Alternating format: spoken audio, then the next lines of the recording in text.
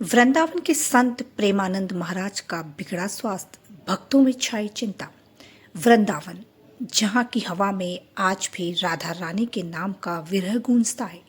हर सुबह यह पवित्र भूमि उसे एक दिव्य संकल्प के जागने का इंतजार करती थी। वह संकल्प जो हमें सिखाता था कि कष्ट कितना भी बड़ा हो, कृष्ण प्रेम उससे बड़ा है। मगर आज वृंदावन की गलियां श्री कृष्ण शरणम सोसाइटी से लेकर केली कुंज आश्रम तक का वह 2 किलोमीटर का मार्ग मौन है।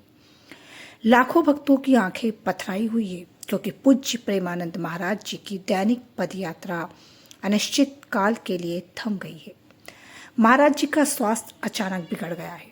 सभी भक्त महाराज जी के स्वास्थ्य को लेकर चिंता में हैं, जल्द स्वस्थ होने की प्रार्थना कर रहे हैं। वृंदावन की सड़कों पर रात 2 बजे से ही भक्तों का हुजूम उनकी एक झलक पाने के लिए उमड़ता था। आज वहां मायूसी छाई हुई है।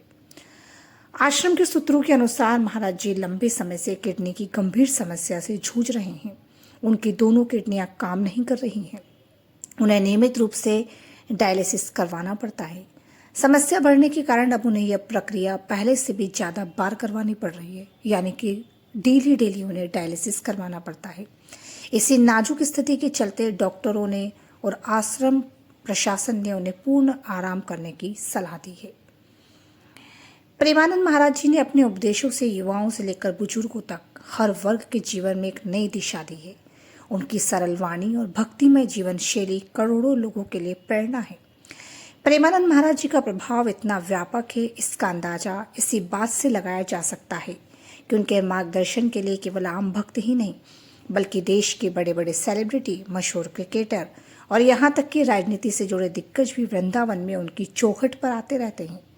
हर कोई उनके प्रवचनों में अपने जीवन की उलझनों का हल ढूंढता है। उनकी वाणी में बाणों की शक्ति है, जो हर वर्ग और हर उम्र के व्यक्ति को प्रभावित करती है।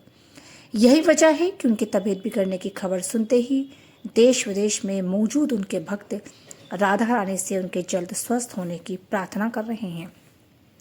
यह कोई साधारण स्वास्थ्य समस्या नहीं है। 20 वर्षों से महाराज जी दोनों किडनी फेल होने के बाद उस भयानक पीड़ा को सह रहे हैं, जिसे उन्होंने अपने प्रवचनों में कभी जाहिर नहीं होने दिया।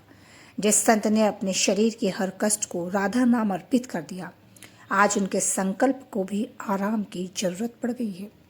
डॉक्टरों ने सलाह दी है कि डायलिसिस पहले हफ्ते में 3 बार होती थी, अब वह लगभग रोजाना हो रही है। कैसा अद्भुत समर्पण है। वर्षों से उन्होंने अपने भक्तों के लिए इस पीड़ा को छुपाए रखा। उनकी हर मुस्कान के पीछे उनकी हर सहज वाणी